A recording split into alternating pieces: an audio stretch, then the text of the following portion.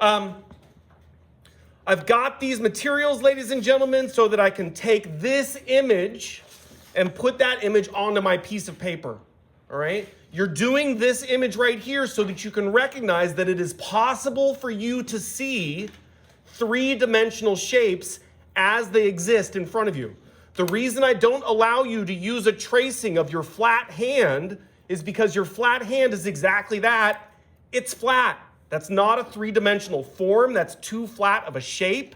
You need to use your hand in some other position so that you can draw that three-dimensional form. This is an organic three-dimensional form that you're drawing, and it's not an easy thing to do well. On this assignment, we're using these materials so that you can have a range of values that you might not normally include in a drawing that you're making. You're working with a specific medium in this assignment. In Module 2, you spend all that time looking at different mediums and paper types. And in this assignment, we're working with a particular medium and a particular paper type. The paper type is all wood grain. There's no rag in this paper, which makes it a very soft tooth paper. That soft tooth paper lives inside of this masking frame because the masking frame is going to mask off the outside edges of my piece of paper to make my compositional frame really obvious, really smooth, and when all is said and done, oh, it's so pretty. Look at that. How did you do that? That looks so good. Exactly, bro. Notice, ladies and gentlemen, all of this setup, because this setup is going to be really important when you get to Module 5. In Module 5, you're thinking about other media that you work with when you're painting, and when you're working with those media, the setup is intense as well. All right, this is an example of how to move forward. All of you have worked with a pencil on paper before in your life. I know, I see it all the time, but you normally have not worked with a pencil on paper in this way before, and that's the point. This assignment is the kind of thing that Leonardo da Vinci or Michelangelo Buonarroti or any of the Teenage Mutant Ninja Turtles would have done in their lifetime. And by that I mean any Renaissance painter from Italy during the Renaissance. This is a very art school technique. When you do classical training in the arts, you go through this assignment. I give you this assignment for a reason. Not just because of all that classical art school junk, although that junk is important, but mostly because when you're working with art in a computer, you're using specifically this skill. This skill will help you when working with any kind of digital art. If you're not good at this skill, it's going to be difficult for you to do digital artworks well. A beautiful thing about digital art is that you can use a computer to do some of these things for you, but you need to conceptually understand how to deal with an image in the way that you're doing it on this assignment in order to get good on those computers. All of the stuff that I have on my piece of paper is set up. It all can be erased all the way back to the white of the page. These are set up lines.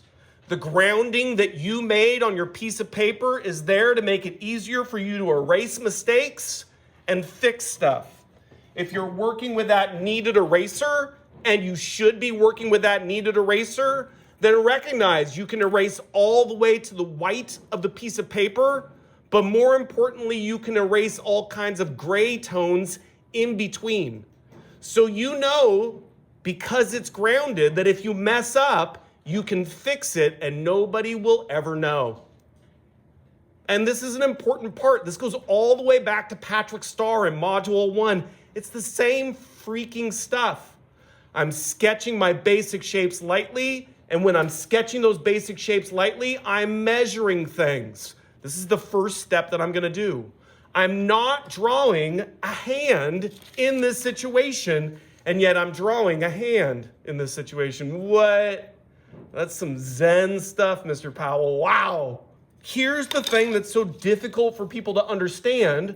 This is the reason this assignment helps you, and this is why it's going to help you in the future when you work digitally, because I'm not drawing a hand. I'm drawing this stuff, and this stuff looks weird. I'm drawing this weird stuff. If you can learn how to not draw things that you know, like fingers and thumbs, but instead focus on the things that you see, like weird shape and weird other shape that meets weird shape. You literally have to talk to yourself like that when you're doing this assignment. This is going to help you to draw your hand as realistically as you currently can. And you're going to do a wonderful job. People get all worked up and they, as soon as you see complicated lines like this, my first instinct and your first instinct is to start pushing really hard. Oh, golly, jeez, I'm so worried. What if they make fun of me? What if it doesn't look like my hand? And there's no need for that, bro. It's a sketching thing. You're sketching the basic shapes lightly.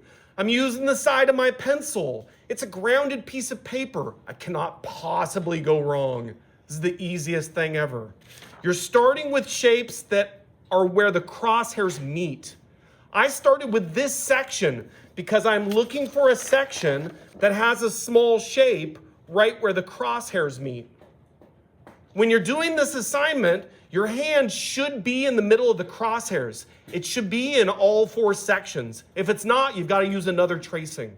Your hand in this situation is your subject. Now, in any way that you would ever use crosshairs, and you can use them for a million different things, you're always looking at where those crosshairs meet to start your subject, because you're going to base everything on these shapes. If I make this first shape where the crosshairs meet, which is a triangle, if I make that shape really big, then I know that I am going to be zooming into this image because that shape is not really big. It's little. So please keep that in mind. I'm not trying to make things fit. I'm just drawing things the way that I see those things. I'm starting with the shape that's right where the crosshairs meet first, and then I'm going to move on to other shapes in this section. So here we go. Oh, golly. I'm going to do it so wrong. Bam. I've got a triangle shape. It's that little triangle shape. My next shape is this shape for a finger. But I should not start drawing a finger. I'm going to screw this up. Don't do it. I'm not drawing a finger. I'm drawing this flat line, and it's already there. And that flat line comes way over here. It looks kind of like a pistol. It looks kind of like a gun. Do you see that? All right? It's got this diagonal right here, and then it's nice and long like the barrel of a gun. It's nice and straight. But then underneath, there's one bump, a second bump, a third bump, and a fourth bump that comes down to this other crosshair line. So I'm paying attention to how far this line starts away from my first shape. I'm measuring stuff. It's really easy to do. I just measure with my pencil. Here's the shape. And then I measure that spot, right, underneath. And it's just a little bit longer than the length of that line. So I can take the length of that line, I can measure it on my piece of paper, and I know that I'm going to go just a little bit longer than the length of that line. And then I can sketch things lightly. It's a curve, and that curve follows the curve of the first triangle shape. So I'm going to follow the curve of the first triangle shape. I'm paying attention to how far this is, and then I'm looking at how far this is, and I'm comparing the two, right? Here I've got this distance. Here I've got that distance. The first distance is a little bit further, so I know that this is going to come a little bit closer to this line. And then I'm making my second bump, and my second bump is about as long as my first bump, but it's getting closer to that top line. I'm making my third bump, and it is smaller than the first two. It's about 2/3 the size of those bumps. And again, it's getting closer to that line. If I make a mistake, I've got my kneaded eraser. I can go back to that spot with the kneaded eraser. I can hit that spot with a paper towel that I've got. I can bring it all the way back to the smooth gray of the piece of paper. No prob, Bob. So I take first, I take my second of these, and then I've got my third. I'm looking at what I've got. I'm looking at what I'm working from. I'm trying to draw this shape. It doesn't seem long enough. I'm going to go a little further.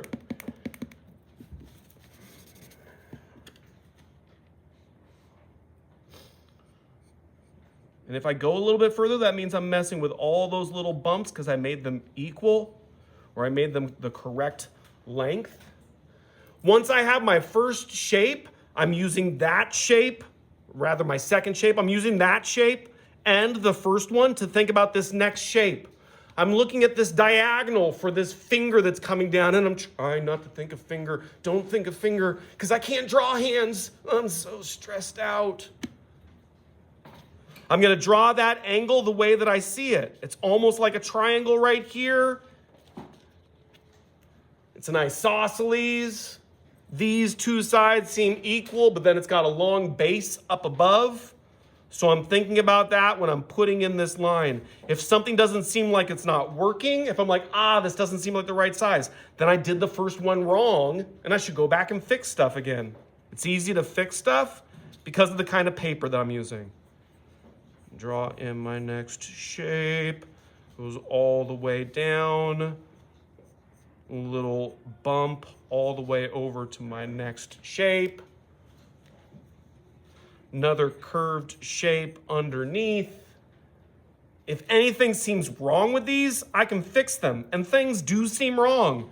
When I'm looking at it from this side, it seems like this shape should start right in the middle of that first shape. So I'm going to move it back so that it's right in the middle, which means that this one's not quite as long. So it's coming down at a completely different angle. It's a little bit further back on that first one. I hope you notice how easy it is to make changes to things. If you're having trouble drawing these things the way that you see them, I recommend that you turn the whole thing upside down. This assignment is a combination of all the assignments you've been doing in this module. We did an upside down drawing. We did a blind contour drawing. We're doing all these different techniques because they help you to draw the stuff that you see and not the stuff that you know. My next step is to draw this shape right here. Look at this big shape. It opens up in that direction. It's a big shape. It's a big line up here. How far away is this line? Again, I'm looking at these parts down below. I'm comparing them over here, and then I'm drawing it in where it seems like it fits so that it's the right distance. I'm drawing this line. It's a line segment on one side and the other like an angle. I'm drawing in the next line. It makes it easier to draw it upside down. It's a lot like our Picasso drawing of Igor Stravinsky. It makes it a lot easier to focus on the stuff that you see when you're not thinking about the stuff that you know. When I have this section done and it seems good, bring it to Mr. Powell. He's a jerk. He'll be honest with you. Not like your friend sitting next to you is like, yeah, I don't know, I think it looks good. Yeah, you're really good at drawing. Don't believe that kid. Bring it to me. Because I will definitely help you before you move on. Because after this first section, you're committed to how things look. When you move into your next section, you're basing it off of your first section. Again, start down where the crosshairs meet. Now you have all of this stuff to compare things to in this section so that you can draw things exactly the way that you need to.